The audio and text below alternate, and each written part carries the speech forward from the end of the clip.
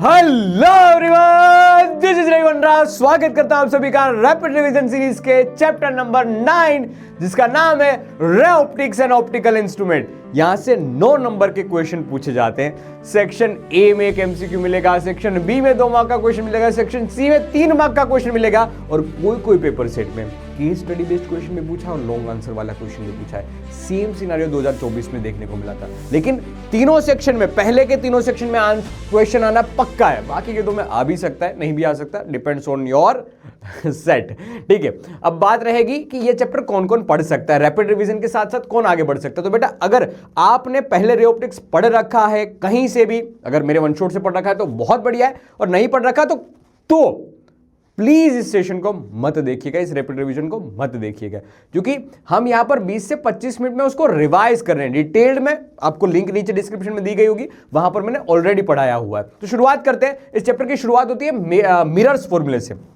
Convex concave type के mirror दे रखे होते हैं और हमें उसमें फोकल लेंथ निकालने के लिए पूछ लेते हैं, या कभी कभी इमेज डिस्टेंस निकालने के लिए पूछ लेते हैं। 1/v + 1/u = 1/f एक जनरलाइज सिंपल फॉर्मूला रहता है हमारे पास। मैग्निफिकेशन पूछे तो hi/h0 यानी कि height of image divide by height of object होता है, -v/u के फॉर्मूले में हम लिख सकते हैं। सबसे इंपॉर्टेंट होती है साइन कन्वेंशन, क्योंकि बच्चे हमेशा माइनस प्लस साइन रखने में गलतियां कर देते हैं या रे डायग्राम में गलतियां कर देते हैं। तो याद रखना बेटा, प्रिंसिपल एक्सिस को पहले अच्छे से डिफाइन कर दीजिए, पोल को डिफाइन कर लीजिए।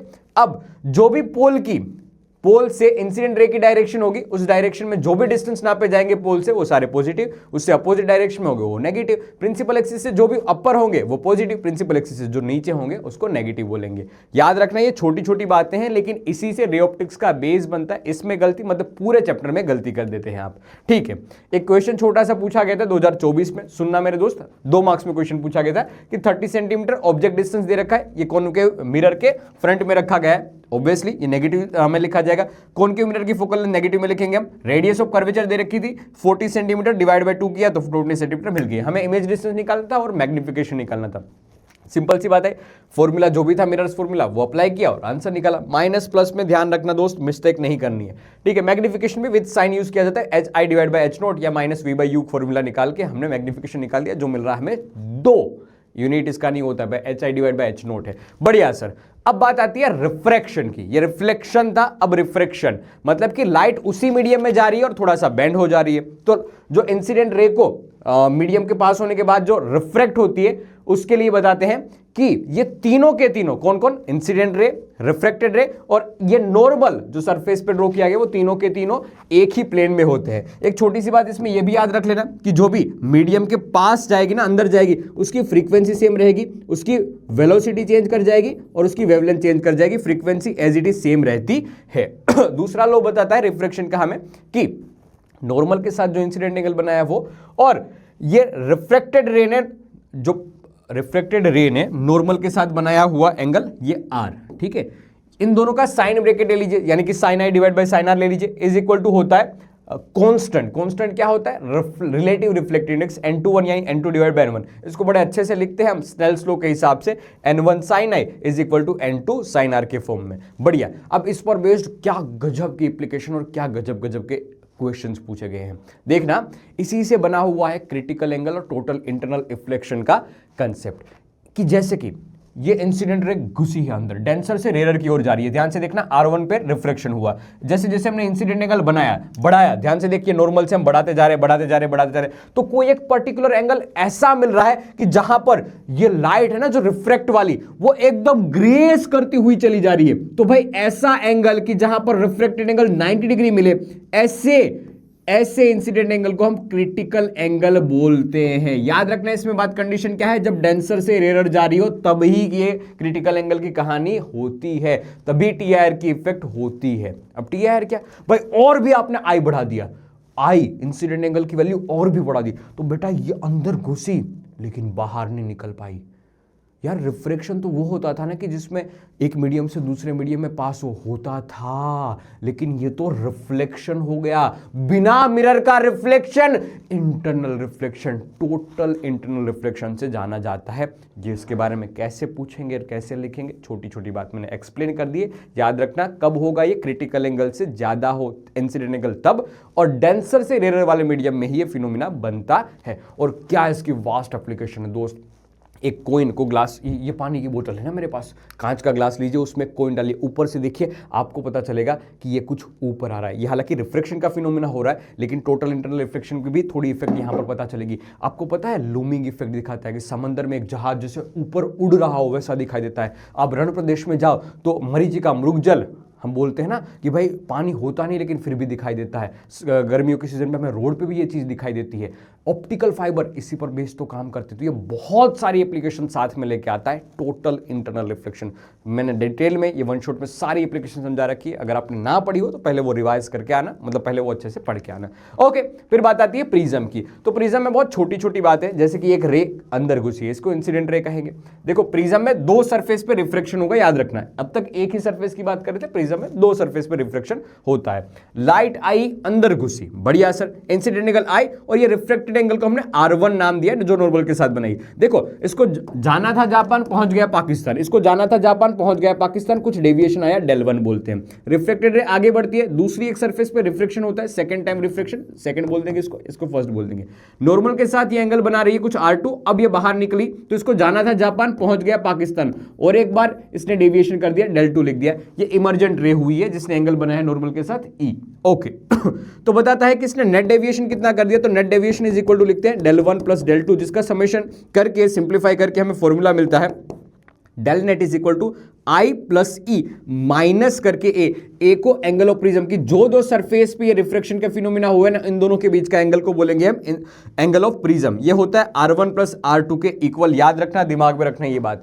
अब इसमें ना एक स्पेशल केस आता है, और उस स्पेशल केस का या तो डेरिवेशन पूछा जाता है, 2024 में पूछा, 2025 में भी पूछा है, या कोई न्यूमेरिकल पूछा जाता है। कैसे है ये, तो हम डेल वर्सेस आई का ग्राफ ड्रॉ करते हैं। मेरे दोस्त याद रखना, डेल वर्सेस आई का ग्राफ, ये ग्राफ भी बहुत इंपॉर्टेंट है और ये सिमेट्रिक नहीं है, समझ लेना पहली बात। तो धीरे धीरे हम इसका वेरिएशन समझते ना, तो देखो ये कुछ ऐसा वेरिएशन दिखाता है, ये कुछ ऐसा, पहले घटा घटा घटा घटा, जैसे जैसे आई की वैल्यू बढ़ी घटा घटा घटा घटा, फिर एक टाइम पे मिनिमम हुआ, एक टाइम पे मिनिमम हुआ, और ये बड़ा बड़ा बड़ा बड़ा, ये असिमेट्रिक, याद रखना, ये x1 की लेंथ अलग है, x2 की लेंथ अलग है।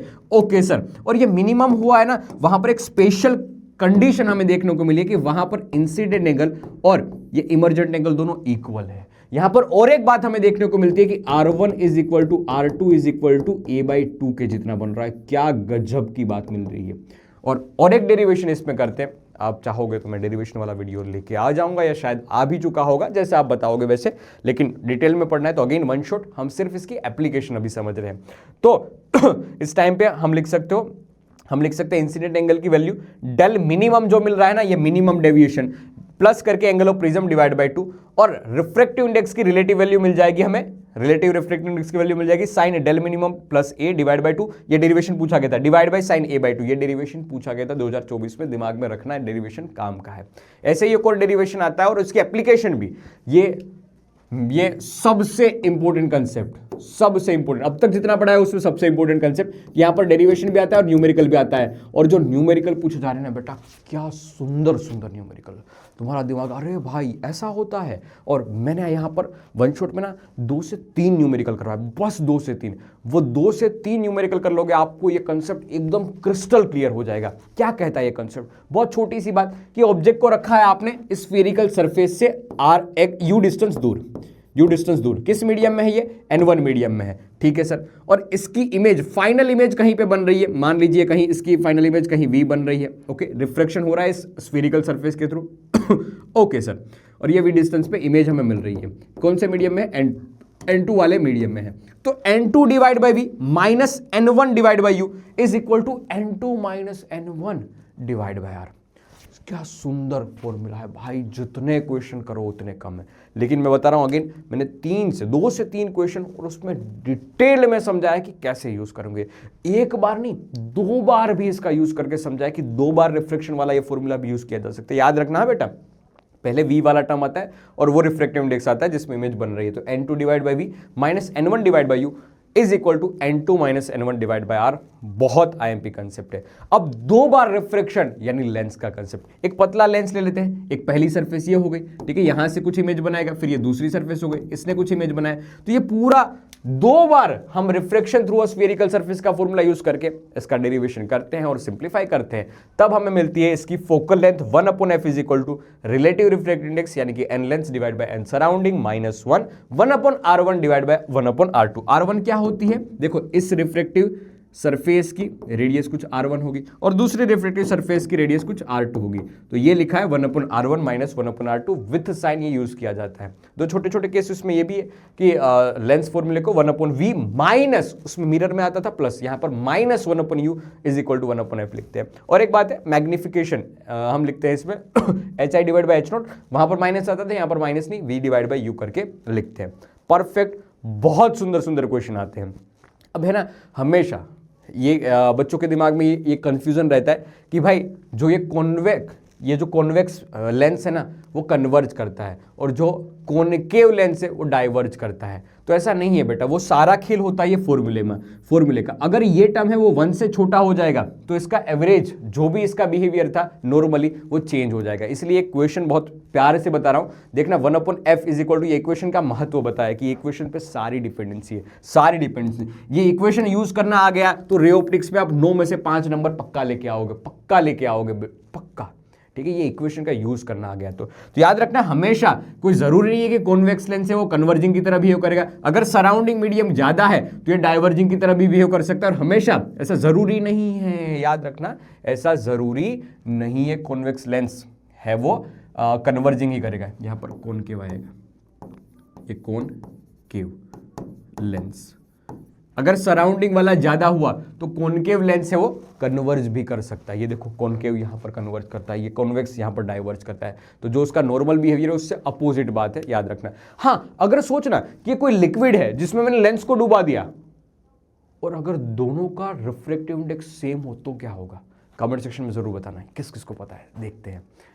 ओके, अब बात आती है ऑप्टिकल पावर की। जो हमारा चश्मा है बेटा इसका पावर कितना है, ऑप्टिकल पावर कितना है वो बताते हैं। तो it's nothing but it's a one by focal length. Focal length metre में लिखेंगे तो मीटर इनवर्स इस पावर का यूनिट हो जाएगा, और डायोप्टर भी इसको लिखते हैं, हम बोलते हैं डायोप्टर ही है कि डायोप्टर कितना है भाई तेरी पावर, ये पावर डायोप्टर में कितने हैं ऐसा बोलते हैं। अगर पावर पॉजिटिव में तो इसका मतलब वो कन्वर्ज कर रहा है, और अगर पावर बहुत ज्यादा है इसका मतलब कि बहुत ज्यादा कन्वर्ज कर रहा है या डाइवर्ज करता है। तो इट्स एबिलिटी टू कन्वर्ज और अ डाइवर्ज ऑफ अ लाइट। ठीक है, बहुत सारे लेंसेज एकदम पास में चिपके लगा दिए तो बीच में याद रखना बेटा ये सब चिपक के रखे हुए हैं, तब पावर का आप समेशन कर सकते हो P1 + P2 + P3 ऐसा करके, और फोकल लेंथ भी 1/, वाले टर्म से लिख सकते हो। याद रखना दोनों पास सभी के सभी पास है तभी यूज किया जाएगा, अदरवाइज नहीं।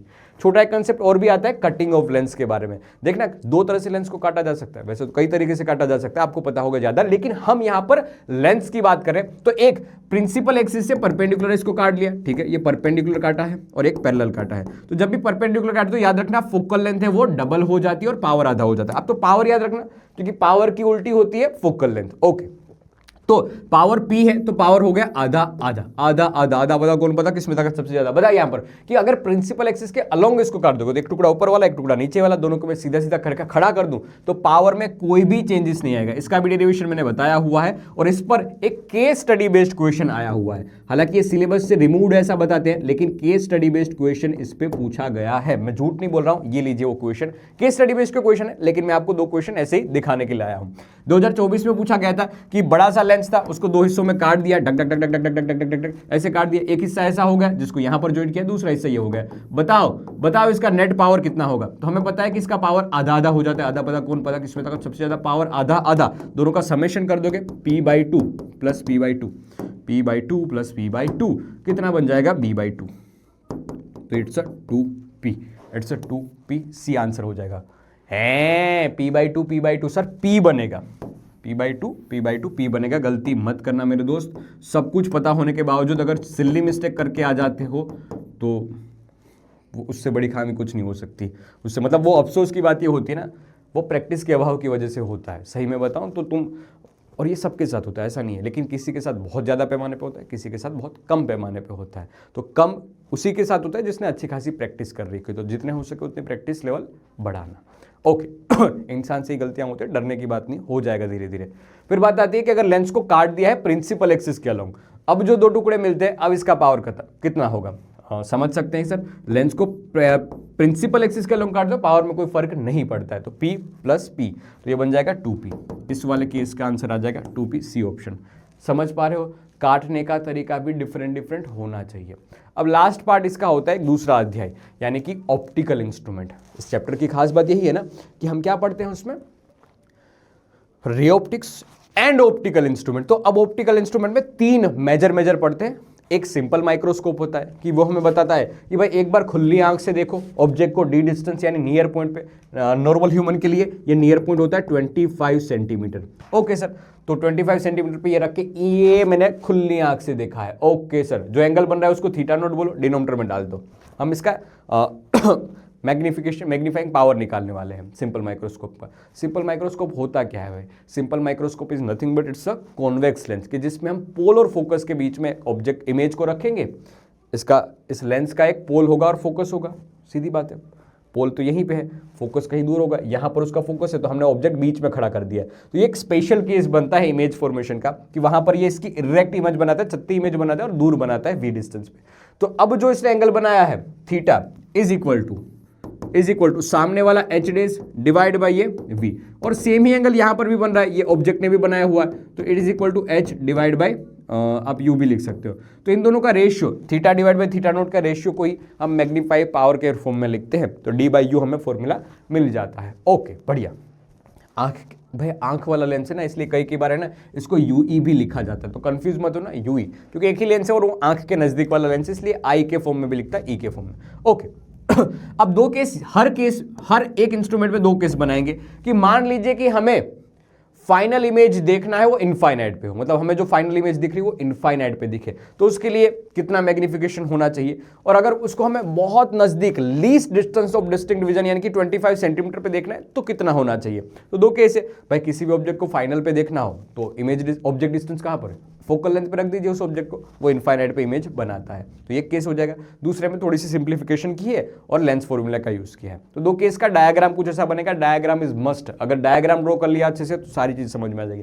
एंगुलर मैग्नीफाइंग पावर लिखेंगे डी बाई यूई, जो मिनिमम मैग्निफिकेशन मिलता है, और अगर एलडीडीवी वाले केस की बात करें तो D by F E plus करके 1 कर देंगे, ये मैक्सिमम मैग्निफिकेशन मिलता है एलडीडीवी वाले केस में। तो याद रखना वी फाइनल कहां पर, least distance of distinct vision, इसी को एलडीडीवी एडजस्टमेंट बोलते हैं, और यहां पर मैक्सिमम मैग्निफिकेशन मिलता है, इस वाले केस में मिनिमम मैग्निफिकेशन मिलता है। दिमाग में ये बात सेट रखना। फिर आता है कंपाउंड माइक्रोस्कोप। देखो सिंपल माइक्रोस्कोप उतना अच्छा जूम नहीं कर पा रहा था, उतना अच्छा रेक्टिफाई नहीं कर पा रहा था, चीजों को डिटेलिंग नहीं दे पा रहा था, इसलिए हम कंपाउंड माइक्रोस्कोप यूज करते हैं और एक लेंस जोड़ देते हैं। तो जो पहले एक लेंस था ना उसके आगे और एक लेंस लगा दिया, इसने इमेज बनाई, वही इमेज दूसरे के लिए वर्चुअल ऑब्जेक्ट की तरह बिहेव करेगी, और इसने और एक इमेज बना ली, बस तो दोनों का मैग्निफिकेशन ऐड कर देंगे, m naught into m e, h divide by h, इसको v naught divide by u naught के फॉर्म में भी लिख सकते हो। तो मैग्निफिकेशन का फाइनल फॉर्मूला मिल जाता है v naught divide by u note into करके d बाई यू ई। अब ये तो हमारा जाना पहचाना सा फॉर्मूला है सिंपल माइक्रोस्कोप। अब इसमें भी 2 केस होते थे, वैसे कंपाउंड माइक्रोस्कोप में भी 2 केस बन जाएंगे, जैसे कि फाइनल इमेज इनफाइनाइट पे मिल रही है तो डी बाई यूई वाला केस हो जाएगा। Okay sir, D by u e वाला केस बन जाएगा, ये लीजिए। और अगर फाइनल इमेज इनफाइनाइट नहीं एलडीडीवी वाले पे मिल रही है तो 1 प्लस डी बाई एफ ही हो जाएगा। बढ़िया। अब इसमें एक और खास बात है कि कहीं कभी ऐसा बता देते हैं कि फोकल लेंथ बहुत छोटी है, तो उस टाइम पे हम L divide by F note लिख देंगे V naught divide by u note से। याद रखना ये L क्या है, L को ट्यूब लेंथ बोलते हैं।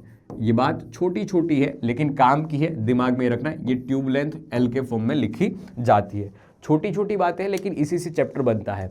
लास्ट पार्ट, मतलब इस पे क्वेश्चन कर लेते हैं। देखो ये कहा गया 2024 में पूछा गया क्वेश्चन, क्या पूछा है इन्होंने कि magnification of a small object, ठीक है, produce a compound microscope is 200, मतलब हमें मैग्निफिकेशन दे रखा है 200। ओके, लेंथ ऑफ आईपीस वगैरह दे रखी है, आईपीस की फोकल लेंथ दे रखी है 2 सेंटीमीटर, फाइनल इमेज बन रहा है इनफाइनाइट पे। तो बताइए कि मैग्निफिकेशन प्रोड्यूस बाय ऑब्जेक्टिव, आंख के पास वाला आईपीस होता है, आंख से दूर वाला यानी वो होता है ऑब्जेक्टिव लेंस। तो उस ऑब्जेक्टिव लेंस की मैग्निफिकेशन कितना होगा, तो m is equal to m naught into m e लिखा, एम नोट हमें निकालना है, एम ई क्या होता है डी बाई एफ ई, ये तो हम सिंपल माइक्रोस्कोप में सीख के डी यानी 25 सेंटीमीटर, एफ ई दे रखा है 2, सिंप्लीफाई किया, एम नोट की वैल्यू आ गई 16। एक छोटा क्वेश्चन, सस्ता क्वेश्चन, लेकिन जिसको समझ में आया होगा कंसेप्ट वही कर पाएगा। सिर्फ फॉर्मूले से काम यहां पर चल गया लेकिन हर केस में नहीं चलेगा, आगे आने वाले क्वेश्चन आपको और भी डिफिकल्ट मिलेंगे। ओके, टेलीस्कोप की बात करते हैं तो टेलीस्कोप क्या होता है, दूर दरार की चीज़ों को ऑब्जर्व करने के लिए, उसको देखने के लिए हम टेलीस्कोप का यूज़ करते हैं। तो यहाँ पर भी सेम घटना होती है कि इनफाइनाइट से आने वाली रेज है बेटा, वो यहाँ पर कुछ फोकल्स, ये फोकल लेंथ पे अपना एक इमेज बनाती है, बना लिया इसने इमेज। फिर क्या किया, फिर एक हमने यहाँ पर रख दिया है आईपीस। इस आईपीस की वजह से कुछ इमेज हमें मिल रही है, जैसे कि ये देखो, ये रेज यहाँ से डिग डिग डिग डिग डिग डिगी, फिर पीछे की डायरेक्शन में डंग डंग डंग डंग डंग डंग डंग डंग डंग डंग डंग डंग, ये इसने पीछे की डायरेक्शन में एक इमेज बना लिया है, पीछे की डायरेक्शन में ऐसे डंग डंग करके एक इमेज बना लिया है। तो जो एंगल पहले ऑब्जेक्ट ने बनाया है उसको बोलो अल्फा, अल्फा। और टेन अल्फा की इक्वेशन क्या होगी, सामने वाला y, tan alpha is equal to सामने वाला वाई, ठीक है। और डिनोमिनेटर में ये लिख लेंगे, ध्यान से देख लीजिए कितना है, एफ नोट है भाई। इनफाइनाइट से रे आ रही है तो कहाँ पर इमेज बनाएगी, सीधी बात है, इनफाइनाइट से आ रही है तो फोकस पे लेंथ इमेज बनाएगी, लेकिन ये थोड़ी पैरेक्शियल नहीं है, थोड़ी सी टिल्टेड है, इसलिए फोकल प्लेन पे बना रही है। और दूसरा जो इमेज, फाइनल इमेज ने जो एंगल बनाया उसको बीटा बोल दीजिए, ये beta, tan beta is equal to क्या लिखेंगे, ध्यान से देखना, टेन बीटा, तो ये सामने वाला वाई डेज है, ठीक है, वो वाई डेज डिवाइड बाय भी आप लिख सकते हो ऐसे, tan beta is equal to y days divide by ये डिस्टेंस जो भी होगा वो इसके लिए वी बन जाएगा। हाँ, एक तो ये कर सकते हो, या फिर ऐसा भी लिख सकते हो, is equal to Y divide by U into E. तो Y divide by U E वाला मुझे ज़्यादा सही लगता है, क्योंकि यहाँ से फायदा क्या मिलेगा पता है, कि दोनों का आप रेशियो लोगे ना, मैग्निफिकेशन क्या है, जो इमेज ने एंगल बनाया वो डिवाइड बाई ऑब्जेक्ट ने जो एंगल बनाया वो, तो बीटा डिवाइड बाई अल्फा, ये आपको मिल जाएगा F naught divide by F E, F naught divide by F ई। तो याद रखना यहाँ पर F naught divide by F E, F naught divide by F ई, ये इसका मैग्नीफाइंग पावर रहता है। क्या है, मैग्नीफाइंग पावर। सेम केस जैसे कंपाउंड माइक्रोस्कोप में बने थे, इसमें भी दो केस, मिनिमम मैग्निफिकेशन डायग्राम याद रखना, चाहो तो स्क्रीनशॉट ले लो, या फिर टेलीग्राम चैनल की लिंक लास्ट में दे दूंगा, ज्वाइन करके वहां से पीडीएफ अपलोड होगी, ऑलरेडी आप डाउनलोड कर सकते हो, मतलब उसको डाउनलोड कर सकते हो। ओके, तो याद रखना यहाँ पर मैग्निफिकेशन के लिए F naught divide by F E formula मिलता है, सीधी बात है, U E is equal to F E बन जाएगा, एफ ई बन जाएगा। ये जो आ रही है रेज, उसकी फाइनल इमेज, उसकी इमेज कहां पर बने, इसके एफ ई पे बने, तो वापस वो इनफाइनाइट पे भेज देगा, इसलिए बन जाएगा क्या, एफ ई। बढ़िया, length of focal length F note plus F E करके लिख सकते हो। मैक्सिमम मैग्निफिकेशन की बात करें, यानी कि एलडीडीवी वाले केस, लेकिन हम इसको मैक्सिमम और मिनिमम से ट्रीट करते हैं, तो फाइनल इमेज कहां पर बनती है, डी पे बनती है। याद रखना, ये फाइनल इमेज इसमें कहां पर बनाएंगे, एलडीडीवी वाले डिस्टेंस में बनाएंगे, और सिंप्लीफाई करोगे तो आपको फॉर्मूला मिलेगा F naught divide by F E, 1 plus F E divide by D. Focal length कुछ हिसाब से लिखी जाएगी। बेटा सही में बता रहा हूं, जो लास्ट की ये 6 स्लाइड है ना, 6 स्लाइड मतलब 3 स्लाइड होगी शायद, कि कंपाउंड माइक्रोस्कोप, सिंपल माइक्रोस्कोप और ये टेलीस्कोप, बस रे डायग्राम और ये फॉर्मूले, रे डायग्राम और ये फॉर्मूले, तब भी आप बचे हुए 3 से 4 नंबर इस चैप्टर से ला सकते हो। ये हॉटेस्ट टॉपिक होते हैं किसी भी एग्जामिनर के लिए कि यहां से क्वेश्चन पूछे। 2024 में क्वेश्चन आया था, देखो बहुत आसान, कि इन्होंने बताया कि फोकल लेंथ कितनी दे रखी है, किसकी, ऑब्जेक्टिव की 150 सेंटीमीटर, और आईपीएस की फोकल लेंथ 5 सेंटीमीटर। अगर नहीं भी बताया कि टेलीस्कोप है तो देख के समझ में आना चाहिए कि देखो सीधी बात है, ऑब्जेक्टिव की फोकल लेंथ बड़ी है तो ऑब्जेक्टिव वाला बड़ा होगा, ओके, और आईपीएस की फोकल लेंथ छोटी है तो ये छोटा होगा, इसका मतलब कि टेलीस्कोप का डायग्राम है। ये ऐसा दिमाग चलना चाहिए। कई बार ऐसा भी क्वेश्चन पूछ ले कि आइडेंटिफाई इट्स अ टेलीस्कोप और कंपाउंड माइक्रोस्कोप, और फिर फॉर्मूला अप्लाई करिए। कई बार फॉर्मूले सब पता होंगे लेकिन पता ही नहीं चला कि टेलीस्कोप या कंपाउंड माइक्रोस्कोप है, फॉर्मूला ही नहीं अप्लाई कर पाओगे, तरह की तरह रह जाओगे।